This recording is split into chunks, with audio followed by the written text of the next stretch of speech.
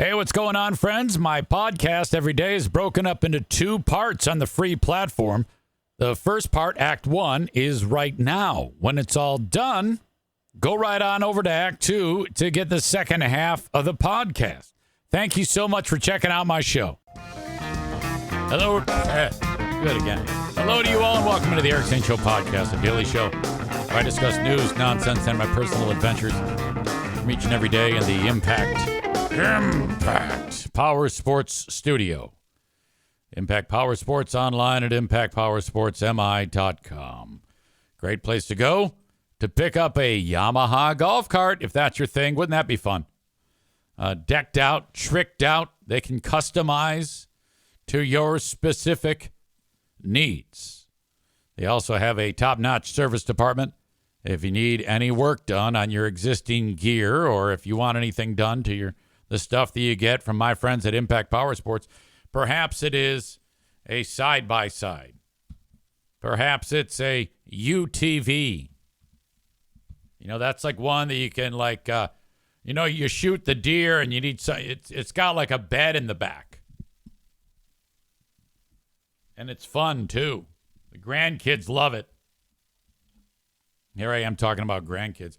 Proof that this is an old person show. But for some reason, young people like it. Online at impactpowersportsmi.com. I was in the presence with one of my man crushes yesterday. And that would be Brian Vander Ark of the Verve Pipe. My God, he is such a dreamboat. His hair is I can't. I'm like looking at his hair, and I'm like, it's perfect. It's absolutely perfect. How do you do that? And that's coming from someone who knows he has the greatest hair ever, but with an asterisk, unless I'm standing next to Brian Vander Ark.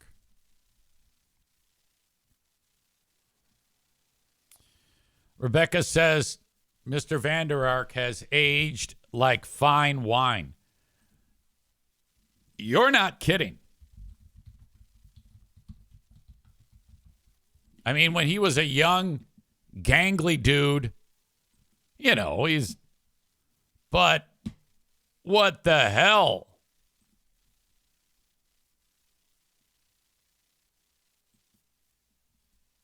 This is Brian now. I mean, he can't take a bad picture. Here he is. He's kind of like, looking on. Look at this. Oh, my God. What the fuck? Weird pose. Well, that's a winner. Here he is getting ready to go to divorce court or something. I don't know what the fuck's going on.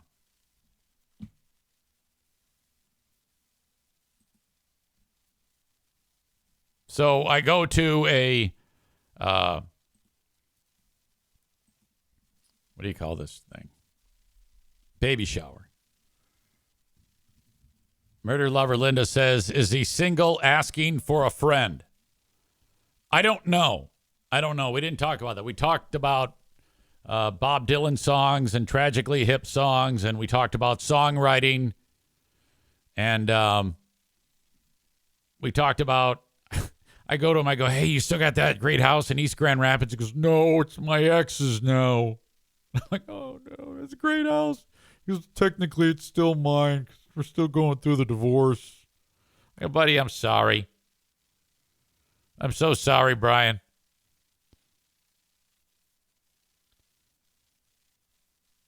But it was Travis Gibbs and Abby Gibbs' baby shower. They've got a baby boy coming to town in October. Travis is a terrific radio talent on WLAV. There's a show called Michelle and Greg with Travis. Michelle McCormick, Greg Henson, and Travis Gibbs. Travis started at LAV when I was at WBBL. Right away, I liked him, and we've kind of grown in friendship over the years. He's only like 30. He's like one of the last of the few young people in radio that can probably still be a success at it, despite radio being radio. I think there'll always be a place for people like Travis. So it's over at Michelle's house. Go in there, and it's wall-to-wall radio people from Cumulus. You got Crystal, who was in HR at both Town Square and at Cumulus. She's a longtime friend. Legendary engineer Dave Grant, who set up this studio here. He was hired by Q100, and he set all this shit up for me. And he was more involved in the wiring of the house. We had to do some boring shit, and Dave loves that boring shit. He's good at it. Of course, Michelle, Greg, Travis.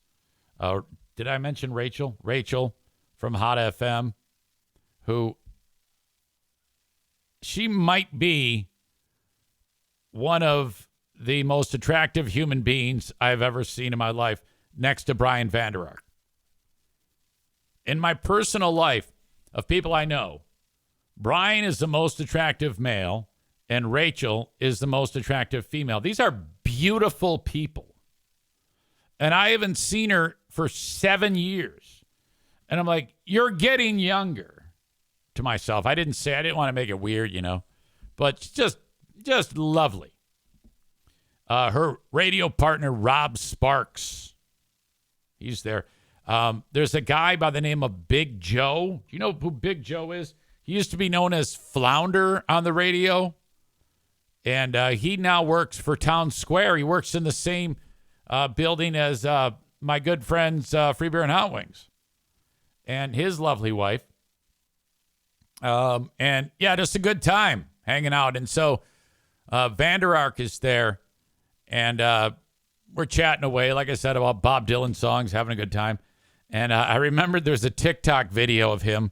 He's got like this rivalry going on with Rob Thomas from Matchbox 20.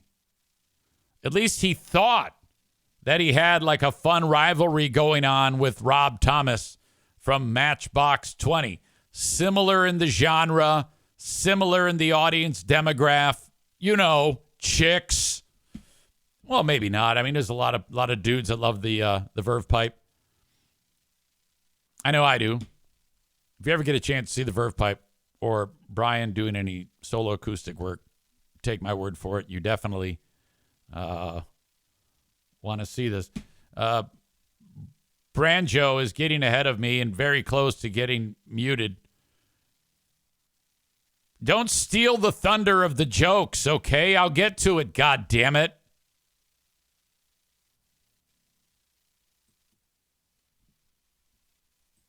This is from the Verve Pipe TikTok.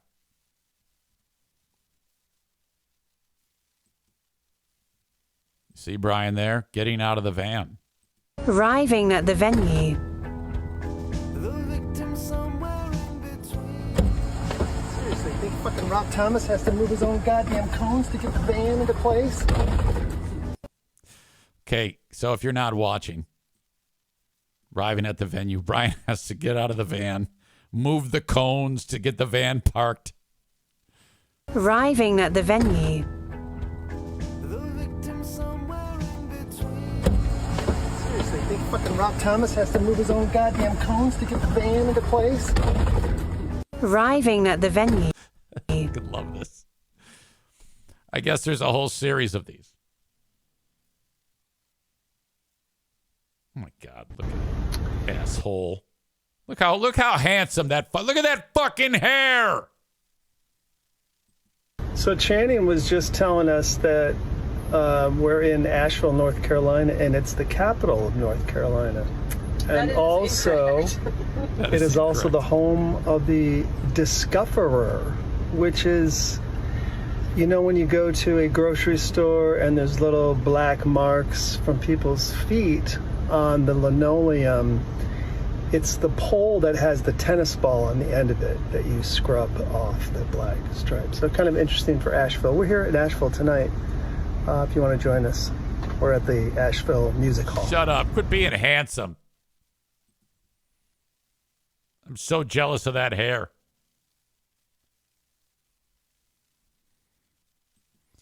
So I go, how does Thomas react to these? He goes, he's not having it. I go, what? Yeah, Brian goes, yeah, I texted him, hey, man, just having some fun. And because they know each other, I guess. And he goes, no response, nothing. I go, oh, he's not digging it. He goes, I don't know, but he's not responding to me. So I'm just assuming he's pissed off about it. David says Verve Pipe is far better than Matchbox 20. Rebecca's here. She says, I missed the first half of the Patreon last night. I missed a lot. Straight fire. Amanda says, hey, I did too. I'm all caught up now. Hey. Yeah, it's definitely interesting. It's a good chock full of info. Patreon. Yesterday's Patreon bonus podcast, there is only the audio. The video one is not going to be available. It isn't available, so you'll only be able to consume yesterday's Patreon through the audio. My apologies for that.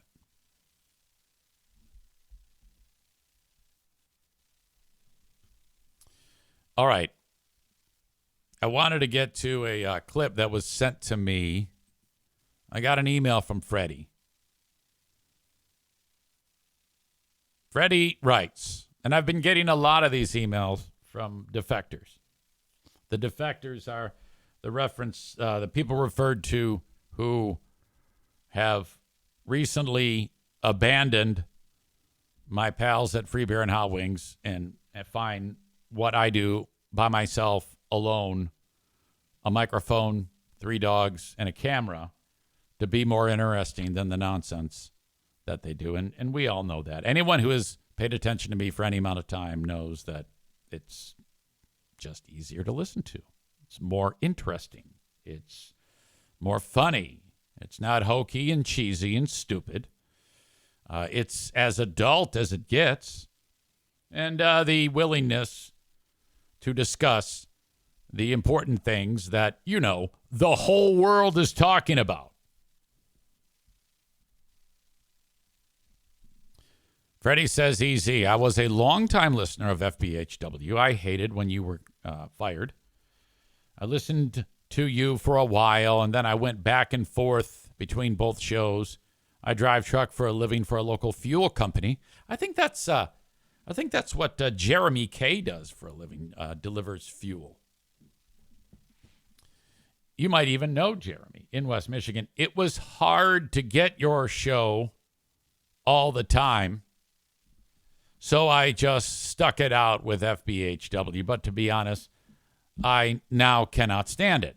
It's all games and dumb hot takes. But I've recently caught wind of your take about Charlie Kirk, and I respect what you said. I respect that you did your homework and not just taking the snippets of what he said. Just thought I'd pass this video along as well. This is a video from a black man and his view on why Charlie Kirk is not a racist. But how it was said could have come off that way, which I touched on that yesterday. That's why when I say that sure as hell sounded racist, but I don't think it's racist. Now, I knew that, but I think when you hear from this guy, it just to me holds more impact and more weight. I know that. I've watched it. I'll share it with you in a second. I have not listened to FBHW this week after seeing what was posted by the girls, but just wanted to shoot you an email and tell you about myself. You said to do that in the chat when you're live. I'm 44, from West Michigan, married, 3 kids, 2 boys, age 12 and 9, and a sassy little 4-year-old girl. I'm very conservative in most of my views, but not all. I tip towards the middle on some things, but respect both sides. My wife is very liberal and comes from a very liberal family. But we have great conversations, and we teach our kids to figure things out for themselves and let them decide what they will be when they get older. My wife is originally from Gainesville, Florida, and since moving up here to the Bible Belt, she's leaned more towards the middle as well, like myself. I think it helps us both, and we balance each other on our beliefs. We tease and joke about, well, that's your president, or when your president was in there, things all the time. She's just as upset with the Charlie Kirk killing as I am. I've been a follower of his since 2019. There were some things I didn't agree with, but on most I did. And I love that he was always open and ready to get proved wrong in his stance. And if they didn't agree, he would thank them for coming up and talking and move on. But wanted to say that you gained a listener again, EZ. I still remember the time your daughter crashed a car in the snow, and you guys, I believe, called her on the air, and she was pissed. Dad, I gotta go. Ha ha. Thank you, Freddie. I appreciate you. Hopefully you're in the chat right now. Let's get to this video he's talking about.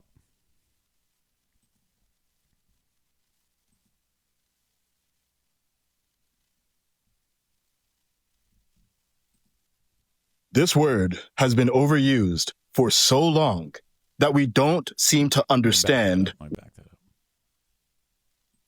He says racist. This word has been overused for so long that we don't seem to understand what it is anymore.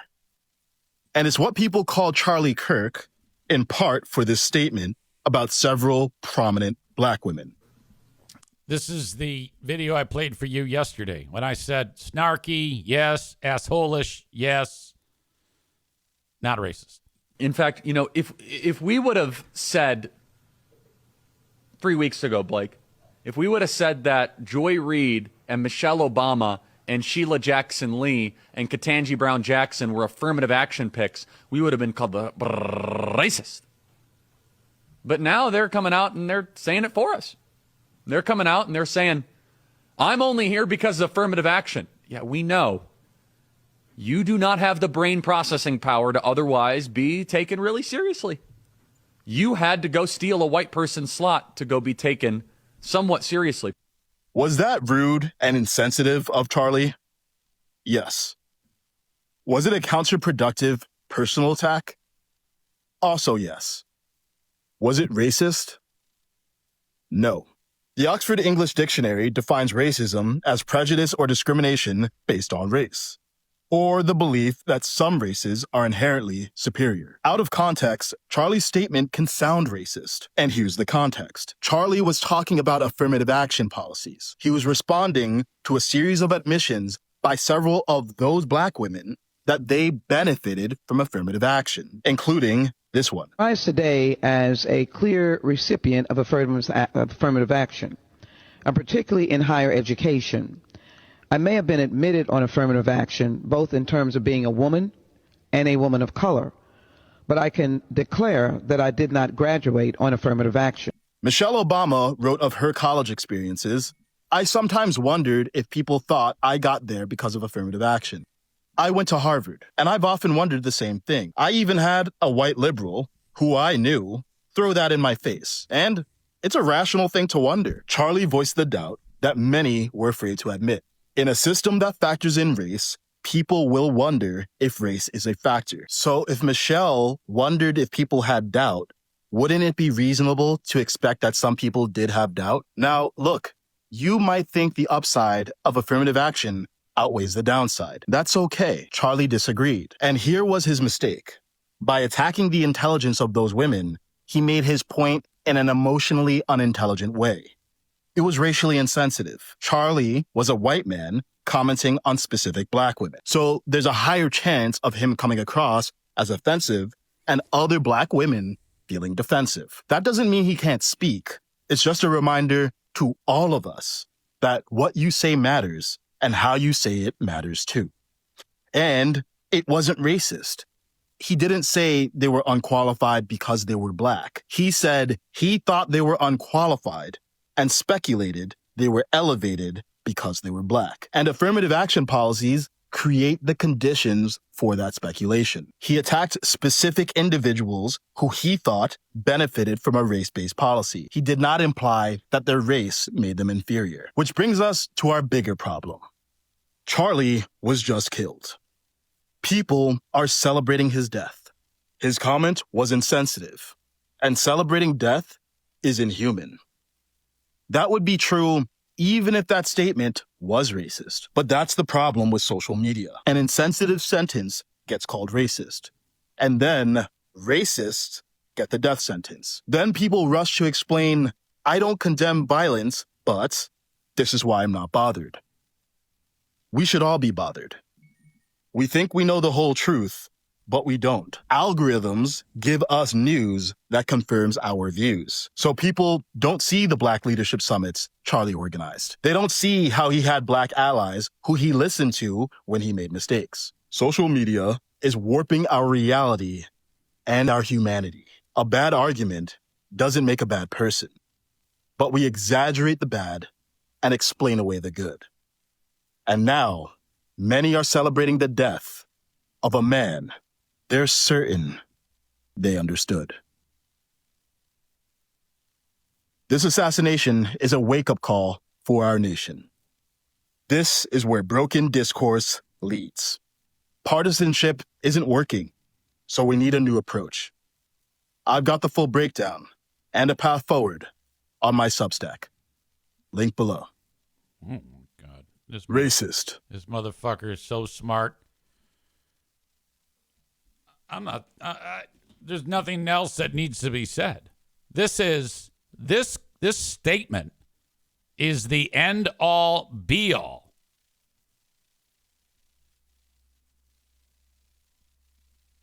All right, this is incredible.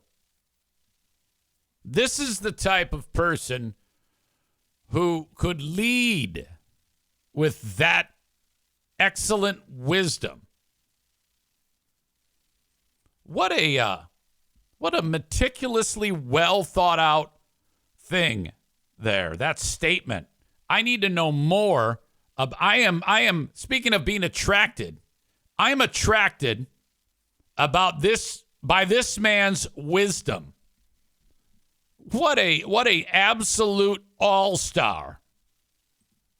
Wow. He is an intriguingly awesome person. It says that's Kaizen.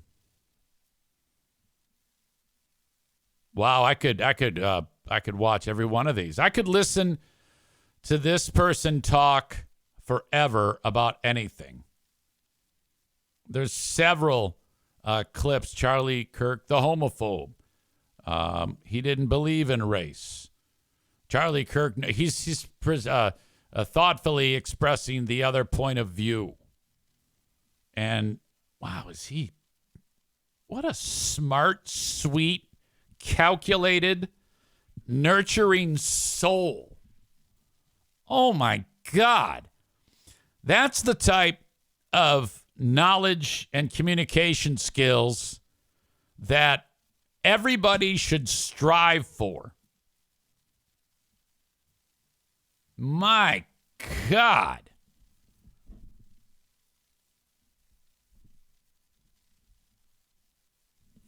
I can't even, I would never want to even attempt to try to further that point because he essentially made them all. He made all of the points. The idea that Kirk, it was an insensitive and a degrading statement. Yes. So that's probably a little bit of the, I'm going to be an asshole for some shock value and for the people who watch my show. I think that you get a lot of cynicism and especially when he's doing the behind the microphone, like similar to this, doing a podcast as opposed to in front of people. It is much easier to be an asshole in a setting of a studio than it is out in the public. Anytime we've played clips of him out in the public, he's nice and he's affable, but firm in his beliefs. And then you get him in the studio and, you know, he turns on his dick superpower. And I get that.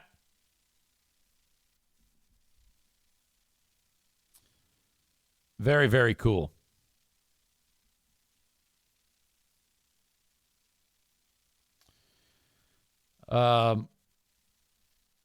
Megan says, it wasn't me. I didn't ask Eric to remove the video. No, you did not. Bulls on Parade 91 says, I've been on the defector list for almost 3 years. I'm glad it's building. Thank you for being here, Bulls on Parade. Jeremy is also a defector who drives fuel trucks and loses weight. Matt says, Freeburn Hot Wings, they were talking about gluten-free donuts this morning. I yelled, fuck you at my radio and almost drove into a tree. They suck so bad.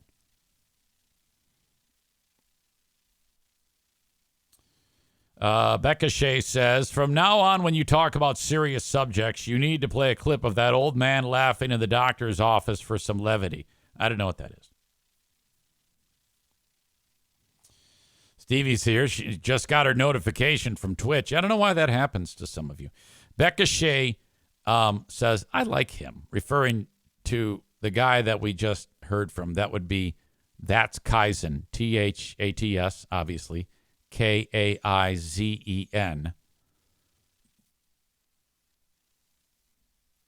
And I think that that's important that she likes him. I mean, who doesn't love That's Kaizen after what we just witnessed? There is not one person who would have seen that right now on this show that would have said, yeah, I don't see it that way. No one with any wits whatsoever, and I hope that's all of you, would be able to pick that apart and say anything negative about what that man said. And it does add credibility to it because he's a black guy. I can say till I'm blue in the face or black in the face, probably not black in the face, that wasn't racist. And some people might see my point like they did yesterday. But it's intensely validated when the black guy says it. Has all the credibility in the world.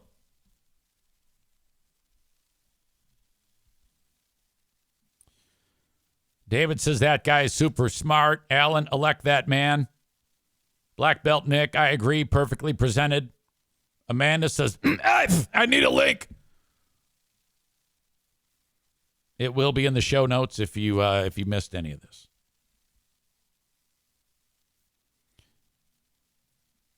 Francis says, I just got here and only caught the end of that. Glad I caught some of it.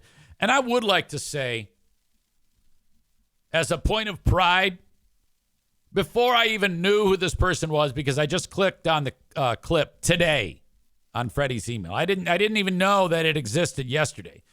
The fact that I played the exact same clip and made the same fucking points shows that I am one with the black man. All right?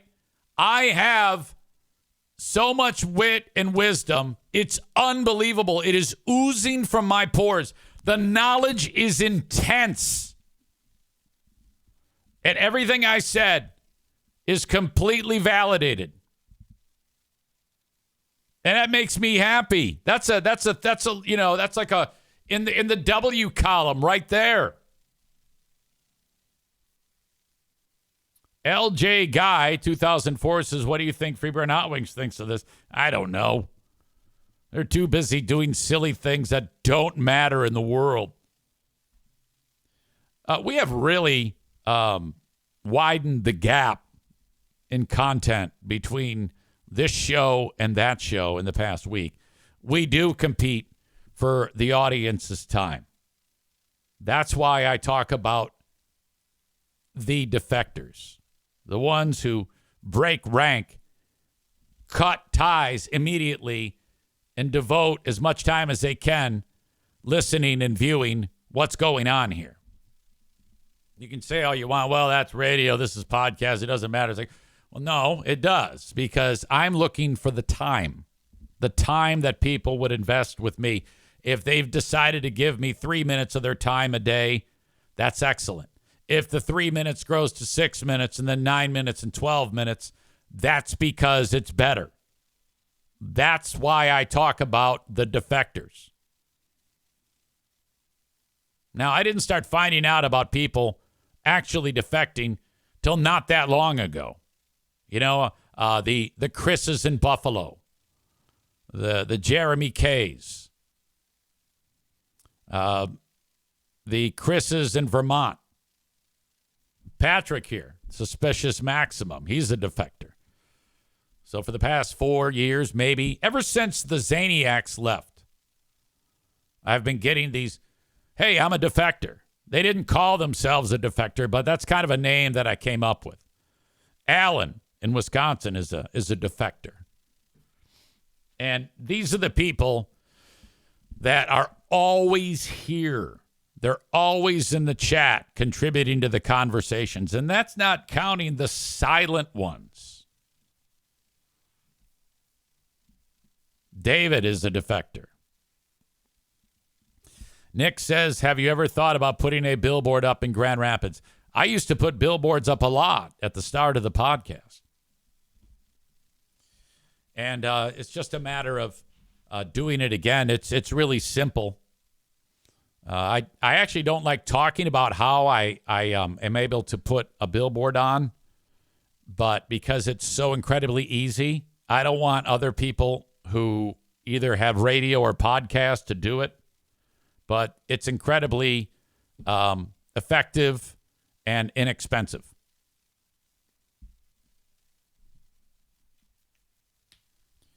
Bulls on Parade 91 says, I'm listening to the old archives every day at work. I just don't see why anyone would listen now. It's not even slightly funny. The old episodes have me laughing my ass off several times every episode. I'll tell you this. I don't like to listen to the old episodes.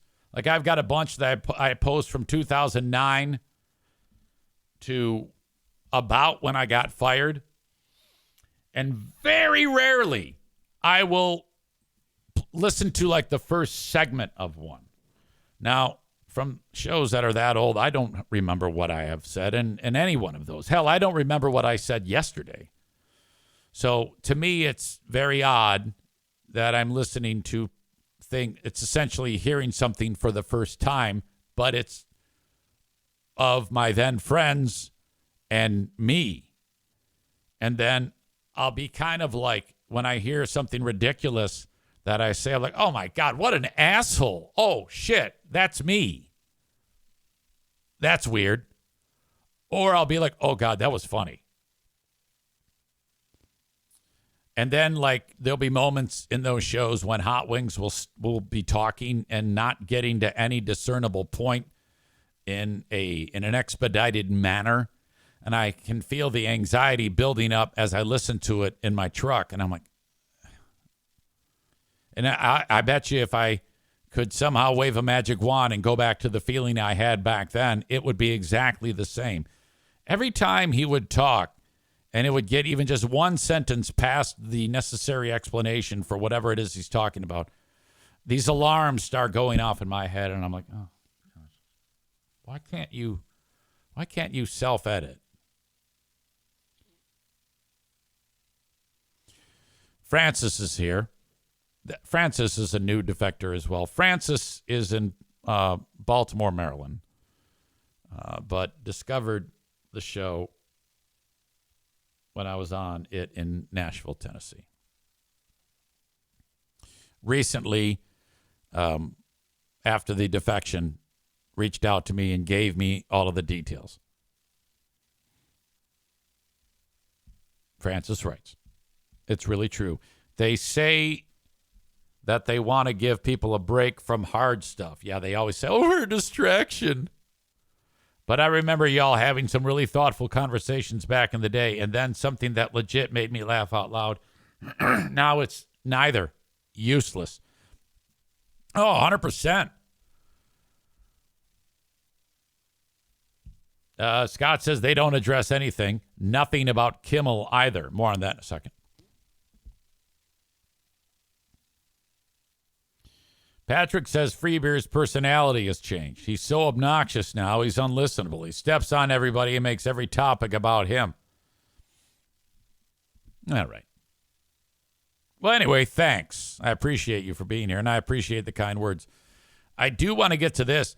There is a political think tank that has reached out to me over the Maitland thing.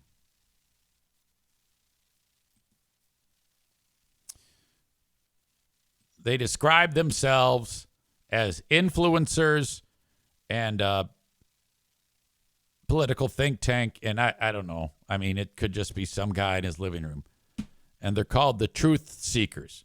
Now, that sounds to me like the type of people who would, might try to make a, what do you call that thing again? Free market solution, KMK. Shout out KMK. You're like, who is KMK? KMK is the woman that beat my ass.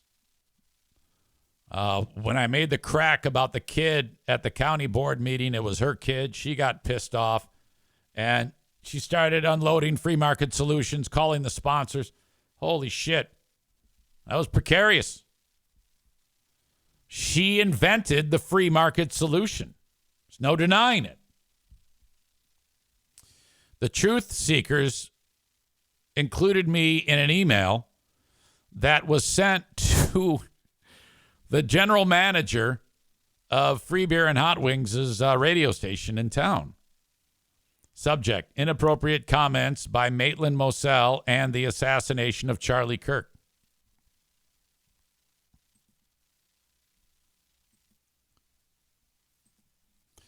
I hope this message finds you well. It has recently come to the attention of many longtime fans of FBHW that co-host Maitland Moselle made deeply inappropriate comments regarding the assassination of political figure Charlie Kirk. As seen in the attached copies, Maitland's statement trivialized Mr. Kirk's death, mocked his actions leading up to the tragedy, and suggested that he was somehow deserving of his fate. This kind of rhetoric not only lacks professionalism, but it also shows a clear absence of empathy for another human being, something especially concerning given that she is part of a widely syndicated radio show. Additionally, Kelly Cheeseborough has been observed expressing similar sentiments, although her comments were not as explicit as Maitland's. Despite the severity of these remarks, neither host has been addressed publicly by the show's management. As dedicated fans who support the show through membership fees, donations, and ongoing engagement, many of us find this behavior deeply discouraging. The lack of a public apology or any acknowledgement of this situation has only added to our concerns. It gives the impression that the Free Beer and Hot Wings show as a whole either condones these comments or, worse, shares the same views. In light of the seriousness of the situation, we respectfully request that some form of action be taken. A public apology or temporary suspension of the involved parties would be an appropriate way to address this matter, show accountability, and restore professionalism to the show. We would like to express that the absence of any discussion of Charlie Kirk or the incident on air, despite it being a topic of public concern, is troubling. To many of us, this silence implies a tacit agreement with the comments made.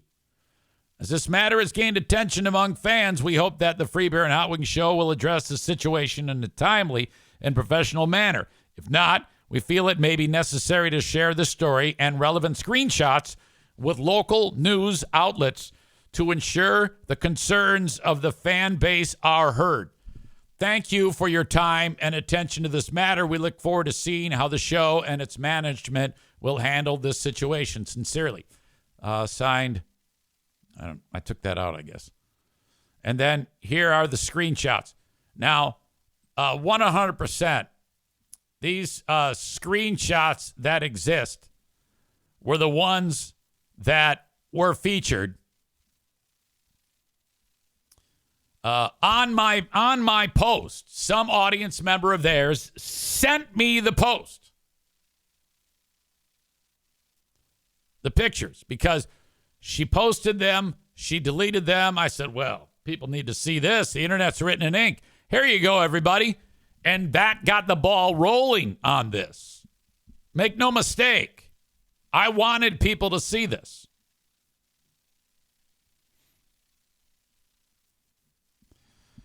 David says she's screwed. Alan says, uh-oh. Francis says, whoa.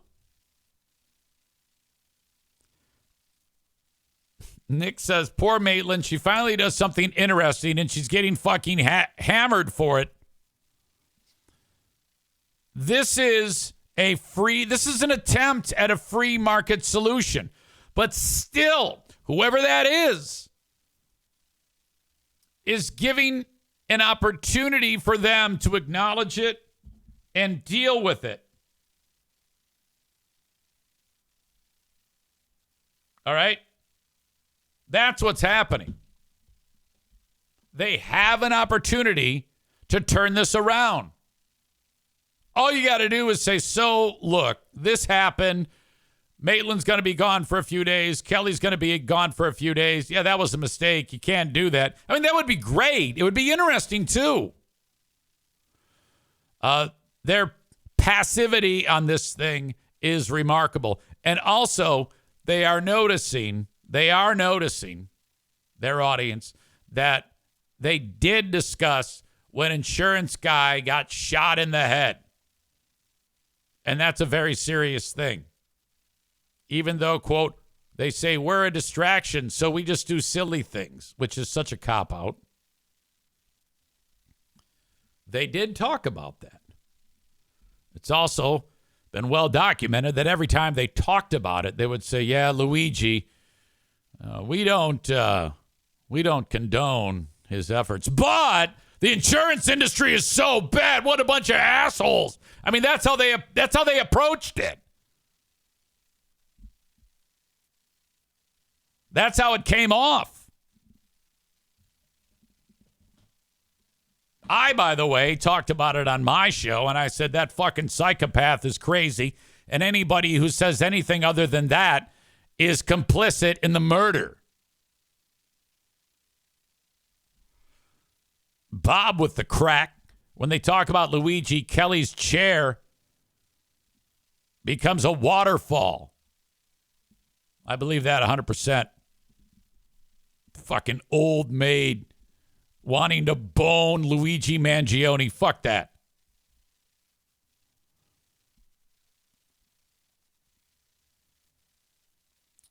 Ladies and gentlemen, you know who's in the house, who's in attendance? It's the multi-talented Eric Nagel. E-Rock, hello to you. I have not yet watched that video you sent me, but I will.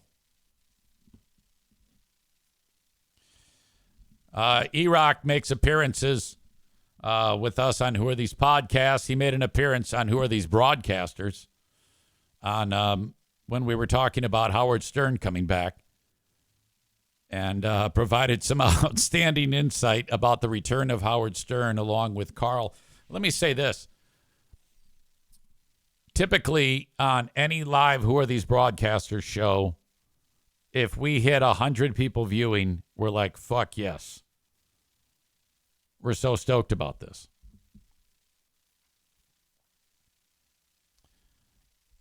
When E-Rock was there and Carl was there, when we were talking about Stern, we had north of 500 people that were watching the show as we did it. It was fantastic. Thank you, buddy. Because of you, we had people that were actually paying attention to us. E-Rock, let me ask you this. Sight unseen, if I played that video that you sent me, which I'm sending to myself right now so that I can look at it as a reminder, do you think it would translate as we speak right now? I mean, I talk about radio all the time, and you said, oh, you will hate radio even more. So let me know if I could get away with that now, if that's worth playing. Nick in Houston says, E-Rock, who do you think is more mentally ill, Opie or Zane? And he says definitely Ope.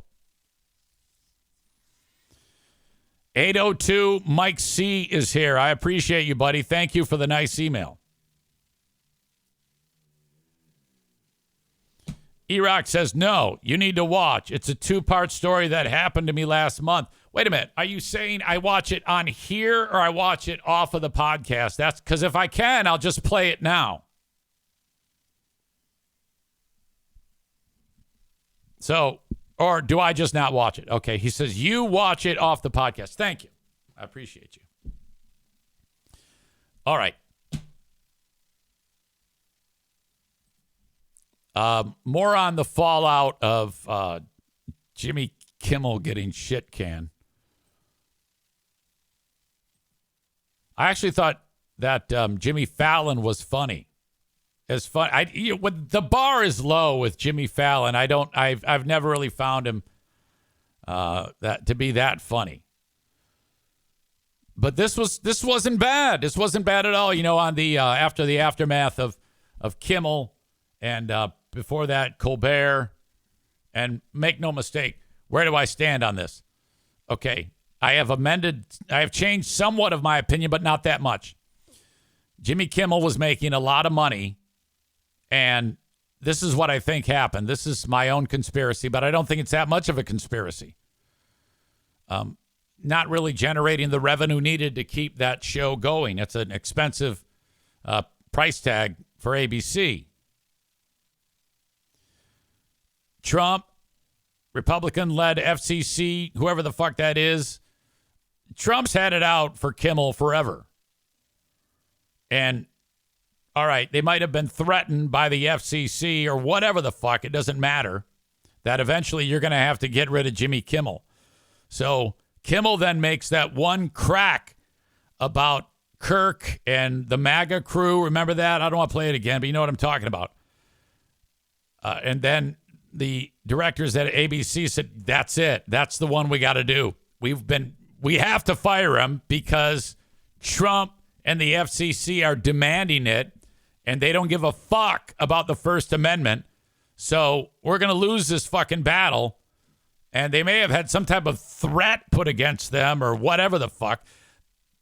Any radio station or TV network, they have one of about a billion things that the FCC could go up their ass with a wire brush about if wanted to. It's kind of like at the point I made yesterday. Any cop can pull you over.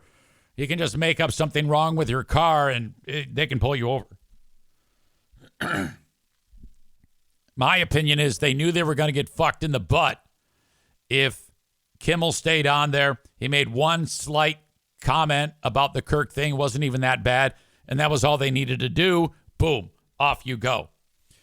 Is this a First Amendment thing? Probably. But my point was, it's Trump's ball. It's Trump's football field. It's Trump's team.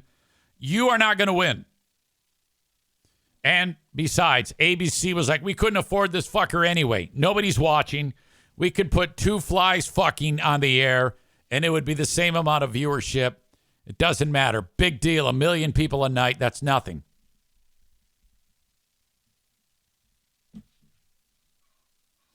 Nick writes, Kimmel's stock has gone way up from this. He could go to Fox or even Netflix and make a boatload of money. Is that right? Or is that opinion? E-Rock says Fallon's show is designed to just make clips for YouTube, not a traditional talk show. He adds, if Colbert and Kimmel are not on, Fallon will still be third. This is the clip from last night. Jimmy Fallon. Is that Jimmy Kimmel was suspended by ABC after pressure from the FCC, leaving everyone thinking WTF. That's stupid.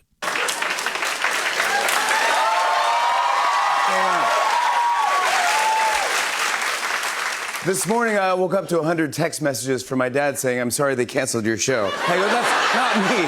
That's Jimmy Kimmel. But to be honest with you all, I don't know what's going on. And no one does. But I do know Jimmy Kimmel. and he's a decent, funny, and loving guy, and I hope he comes back.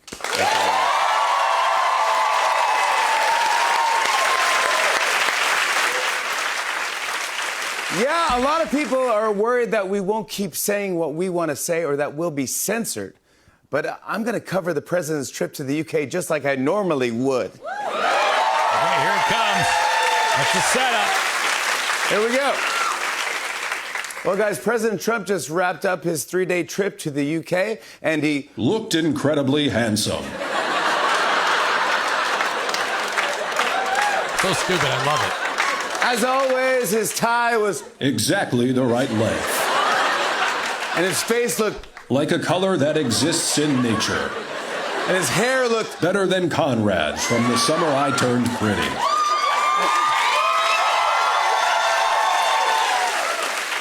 During the trip, protesters managed to project images onto the sides of Windsor Castle of Trump standing next to his good friend, Jeff Goldblum. Even though his administration still insists that he's not in the Goldblum file, which we all know is absolute bull. True. Anyway, to sum it up, President Trump is making America great again by restoring our national reputation, reinvigorating our economy, and rebuilding our military. I hereby nominate him for the Nobel Peace Prize. And you can quote me on that. I laughed. Okay? I thought that was good.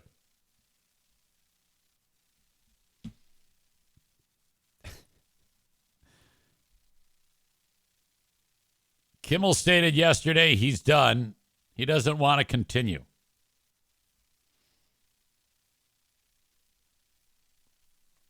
Nick says Kimmel could just build his own studio and do it on the internet.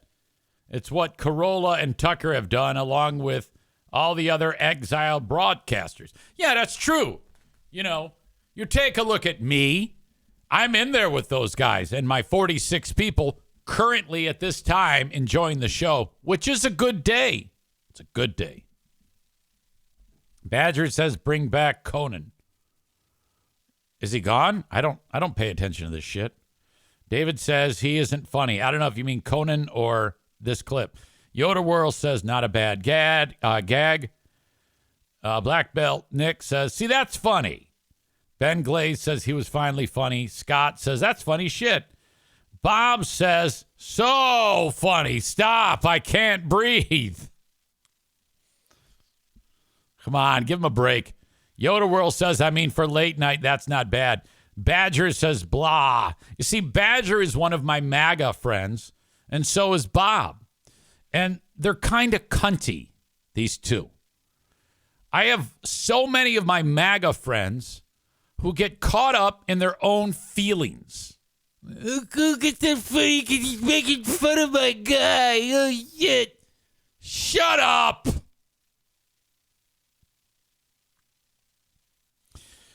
Runner Girl says, I think it's pretty funny, but I'm not a good judge since I laugh at everything. No, you are a good judge. Okay? Your joyousness makes the world better. If you just, listen to me, if you did a Patreon of just you giggling and laughing, and I still don't know if it would just be you and you'd be hearing funny shit and the audience could hear the funny shit or they don't hear the funny shit, as long as you're laughing. Just a clip of you laughing. You know how much joy you would bring humanity? And you could just call it Amy's Giggling Patreon page. That's it. It would just, because I'll tell you this right now.